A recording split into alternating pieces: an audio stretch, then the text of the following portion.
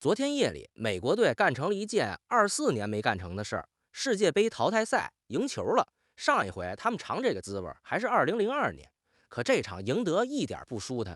功臣巴洛貢上半場剛進球，下半场就吃了紅牌。美國人10個打11個，守了半個來鐘頭，愣是又进一個，2-0把波黑送回了家。更邪乎的是，這還是昨晚最省心的一场。另外2场，一场是世界第4的英格蘭，讓第41名先進一個，追了快70分鐘才緩過勁兒來。另一場直接踢進了歷史書，一支球隊0-2落後，硬是拖進加時。第125分鐘，一粒點球絕殺。世界杯辦了快100年，就沒有比這更晚的進球。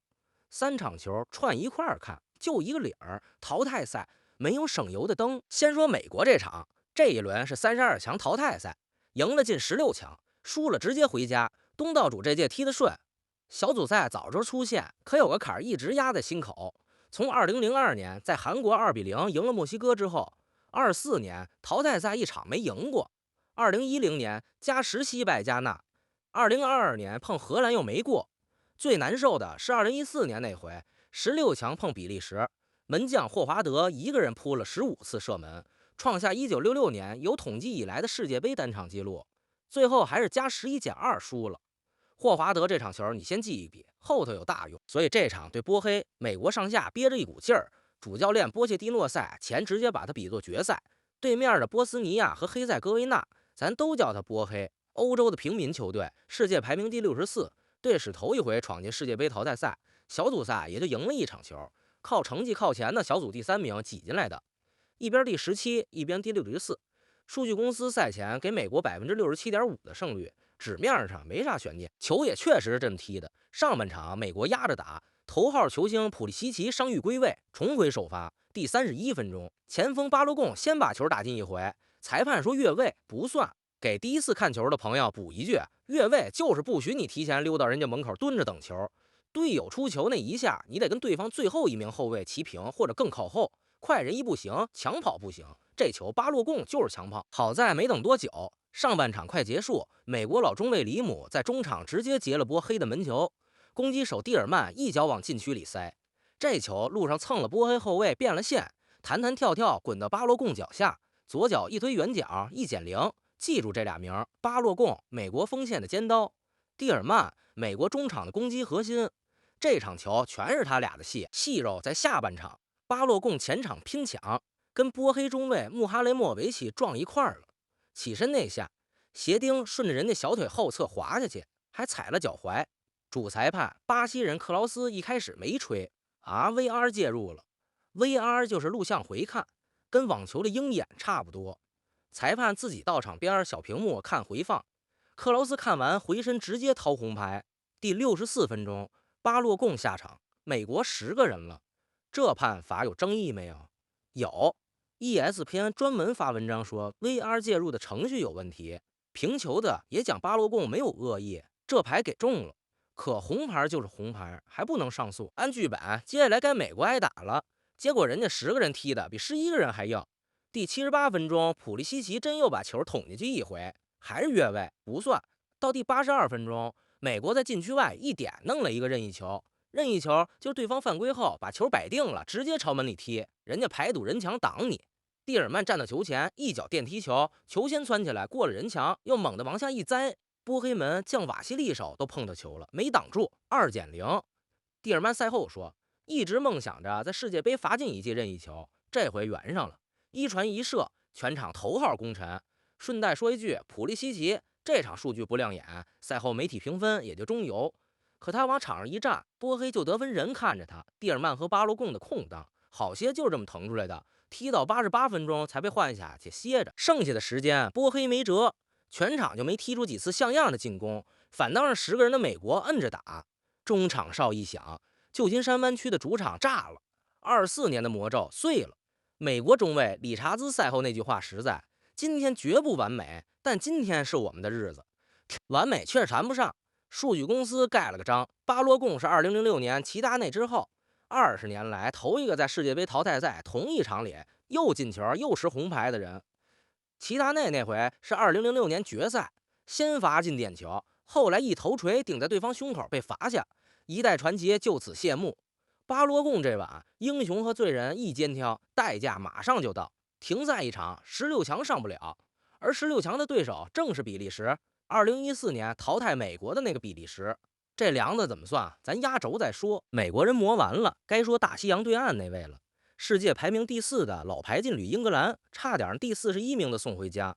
讲之前顺一嘴，还没订阅的老铁把订阅点上。世界杯期间，老马天天陪你看球，一场不落。英格蘭这场没人觉得有悬念，世界排名英格蘭第4，1840分。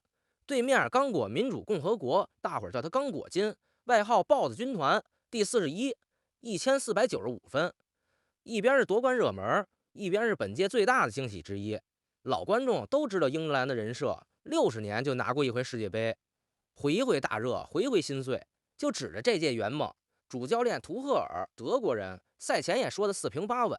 结果開場第7分鐘，剛果金把劇本撕了，英格蘭後防站位亂了套，一記長傳打進身後，剛果金的西彭加沒人盯，燙一步近角低射0減1，第41名，領先世界第4。接下來快70分鐘，是英格蘭球迷最熟悉的煎熬。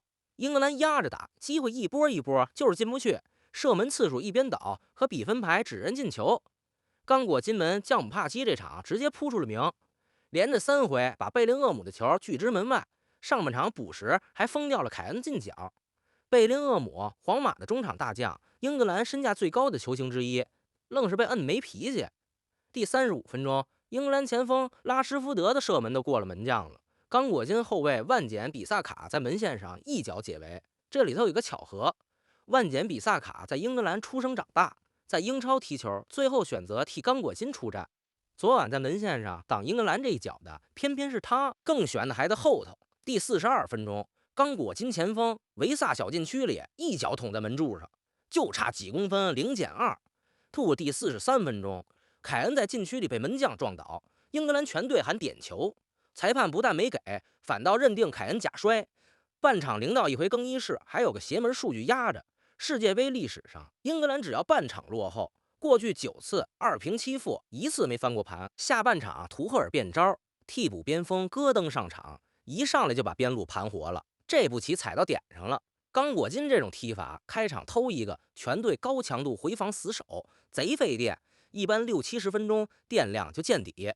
第75分鐘，戈登一腳傳中吊後點，凱恩甩頭攻門1減1。凱恩啊，英格蘭隊長，當今足壇最穩的中鋒之一。扳平之後，剛果金的腿明顯轉不動了。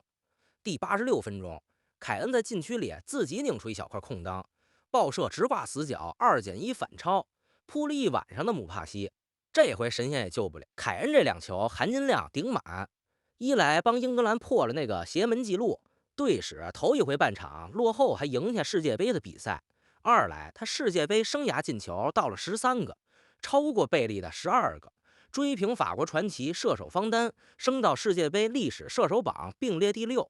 往上數就剩5個人，梅西19個，姆巴佩18個，克洛澤16個，還有巴西的羅納爾多和德國的蓋德穆勒。贏是贏了，後怕是真後怕。圖赫爾賽後翻來覆去誇耐心，誇凱恩大心臟，明眼人都聽得出潛台詞，踢得不漂亮，靠磨。英格蘭這一屆一路都這麼慢熱，可下一輪的麻煩大得多。16強去墨西哥城的阿茲特克球場，打東道主墨西哥。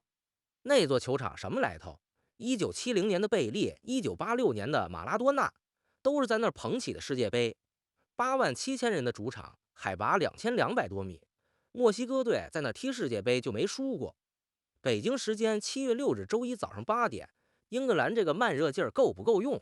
真不好說。賽前老馬在社區發過投票，讓大夥兒壓這3場誰爆冷，壓豪門全勝的老鐵，恭喜全中。可這錢贏得心臟受罪，壓爆冷的老鐵2回都就差那麼一口氣兒。剛果金差1個球，賽內加爾差幾分鐘，英格蘭好歹只落後1個球。壓軸這場，比利時直接讓人按着打了2。比利時對塞內加爾、西雅圖，昨晚的壓軸也是踢得最邪乎的一場。先擺底色，比利時世界排名第10，當年黃金一代就剩最後幾位撐場面，德布勞內35了，盧卡庫33了，這屆多半是最後一舞。塞內加爾排名第18，非洲的頂級強队。老大哥馬內領着一幫年輕人，上半场塞內加爾把比利時按在地上打。第25分鐘，馬內左路一腳傳中，邊路快馬薩爾頭球一蹭，球砸門柱彈回來，中場迪亞拉跟上補射，0-1。萨尔這晚上邪门，自己另有一脚射门，又砸在门柱上，一个人一晚2次中柱。到第51分鐘，他把账要回来了，親自進一個0-2。這時候的比利時什麼樣啊？賽後有英文媒體的原話：糟糕的踢了85分鐘。0-2之後沒幾分鐘，第56分鐘，比利時教練把德布勞內和邊鋒多庫一起換下了場。德布勞內，比利時這一代的門面，35歲，很可能是他最後一屆世界杯。2球落後時被提前請下場，鏡頭掃過去，那張臉不好看。所有人都覺得黃金一代要以這麼一個憋屈的方式散場，可淘汰賽的規矩是中場哨不響，誰也別想提前慶祝。半場休息時換上來的老中鋒盧卡庫，前面愣是沒什麼動靜，直到第86分鐘，他的近角等來一記橫傳，輕輕一蹭，1+2，火苗點着了。轉眼到了第89分鐘，邊鋒特羅薩德一腳傳中，塞內加爾門將迪亞烏出擊，判斷失誤，中場蒂勒曼斯高高躍起，頭球掉進空門，2+2。說出來你可能不信，這才是比利時全場第2腳射正。3分鐘倆球，85分鐘的時候，塞內加爾還領先着倆，離16強眼瞅着就剩幾分鐘了，生生被拽回原點。90分鐘打平，淘汰賽得加時，完完整整再踢30分鐘，還分不出勝負，就點球大戰。前幾天4星德國就是折在點球大戰上回的家。這兒給第一次看球的朋友分清倆詞兒，平時說的補時是每個半場末尾裁判找補的那幾分鐘，加時是額外再踢半個鐘頭，淘汰賽才有的加餐。加時裡兩邊都踢不動了，眼瞅着就要點球大戰。第117分鐘，塞內加爾的年輕中場卡馬拉一次拼搶把蒂勒曼斯鏟倒，當時裁判沒吹，塞內加爾人都以為這頁翻過去了。VAR 又出場了，一針一針的摳，前後折騰了整整7分鐘，判點球，全場噓聲。蒂勒曼斯把球放上點球點，這時比賽已經踢過了124分鐘，全場就屬他看着不慌，助跑、推死角、球進3+2。數據公司 Opta 給這球蓋章，124分44秒，男足世界杯歷史上最晚的一粒進球。不光這個，85分鐘還2球落後，最後翻盤，這是世界杯史上最晚的2球逆轉。再算一條，他們還是2018年以來頭一支在世界杯淘汰賽2球落後翻盤的球隊。一晚上記錄全讓比利時占了，爭議跟着就來。演播室裡基恩、內維爾這些名宿當場表態不認可這個點球。法國媒體直接說這對塞內加爾太殘忍。老馬的看法，點球只是行刑，真正的死因在前頭。塞內加爾51分鐘2+0之後，陣型收得死死的，想守着比分過關。整整35分鐘，愣是沒做出殺死比賽的第3個球。對面那種大賽，老油條是會咬回來的，跟英格蘭那場是同一條物理定律。高強度防守的電量撐不滿全場，踢到80多分鐘，塞內加爾的腿和心氣兒一塊垮了。3分鐘連丟倆，就是體能和心態同時破防的樣子。中場哨一響，一邊瘋跑慶祝，一邊癱在原地。造出第1個進球的馬內，34歲了。末了還是帶着全隊心碎離場。塞內加爾這一晚離16強最近的時候只差幾分鐘，連上剛果金，這一晚2支非洲球隊都差了那麼一口氣。這事兒怎麼評？交給你們。比利時那邊贏球的方式恰恰是黃金一代傳火的樣子。門面德布勞內提前下場，救國的是2代目蒂勒曼斯和替補老將盧卡庫。老的點了火，新的把火燒成了逆轉。一晚3場回頭看，美國10個人破24年的咒，英格蘭隊使頭一回從半場落後裡爬出來，比利時踢出世界杯歷史上最晚的進球，3支贏家沒一個舒舒服服晉級，全是從鬼門關爬回來的。